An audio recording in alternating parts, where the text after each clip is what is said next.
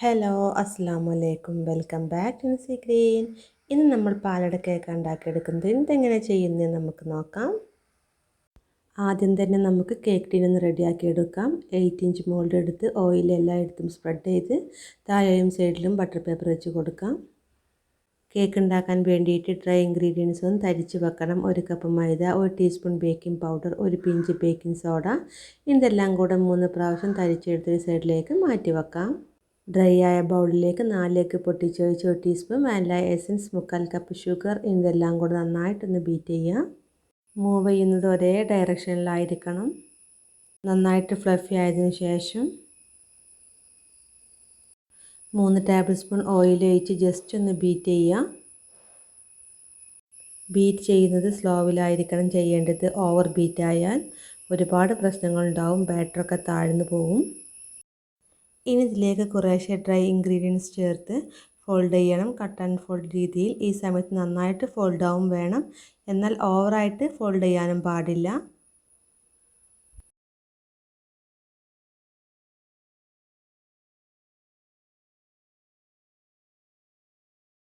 നന്നായിട്ട് ഫോൾഡ് ചെയ്തെടുത്തതിന് ശേഷം ഇത് കേക്ക് ടിന്നിലേക്ക് ഒഴിക്കാം.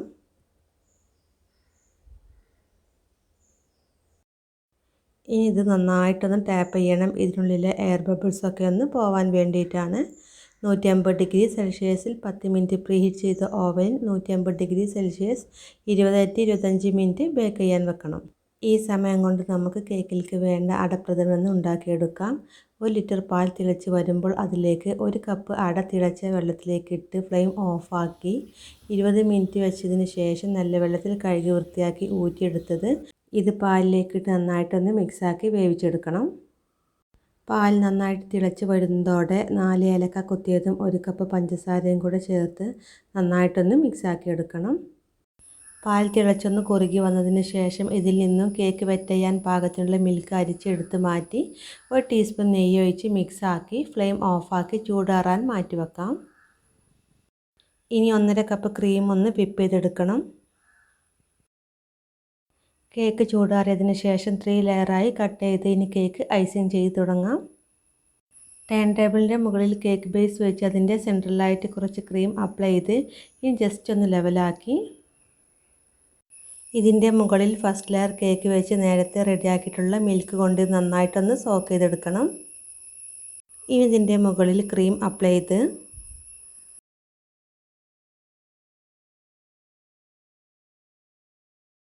ഇതിൻ്റെ മുകളിൽ നമ്മൾ നേരത്തെ കുറുക്കി വെച്ചിട്ടുള്ള പായസത്തിൽ നിന്നും കുറച്ചൊഴിച്ച് ഇതൊന്ന് സ്പ്രെഡ് ചെയ്തെടുക്കാം. ഇനി സെക്കൻഡ് ലെയർ കേക്ക് വെച്ച് ഇതിനെയും മിൽക്ക് മിക്സ് കൊണ്ട് നന്നായിട്ടൊന്ന് സോക്ക് ചെയ്ത് ക്രീം അപ്ലൈ ചെയ്ത്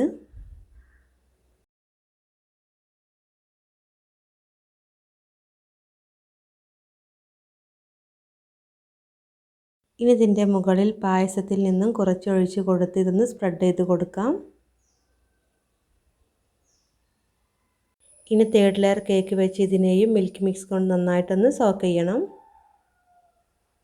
ഇനി കേക്കിൻ്റെ മുകളിലും സൈഡിലും ക്രീം കൊണ്ട് നന്നായിട്ടൊന്ന് ഫിനിഷിങ് ചെയ്തെടുത്തതിന് ശേഷം ഇതിൻ്റെ സെൻട്രൽ പായസം ഒഴിച്ച് സ്പ്രെഡ് ചെയ്ത് റൗണ്ടിൽ ഫ്ലവർ കൊണ്ട് ബോർഡർ കൊടുത്ത് സൈഡിൽ പേർ ഡ്രിപ്സ് ഒഴിച്ച് എഡിബിൾ ഗോൾഡൻ ടെസ്റ്റ് ഇത്തിരി വെള്ളത്തിൽ മിക്സ് ചെയ്ത് ഫ്ലവറിൻ്റെ സെൻട്രൽ ഒന്ന് ഡിപ്പ് ചെയ്ത് കൊടുത്തിട്ടുണ്ട്. ഇപ്പോൾ നമ്മുടെ സ്പെഷ്യൽ പാലട കേക്ക് റെഡി ആയിട്ടുണ്ട്.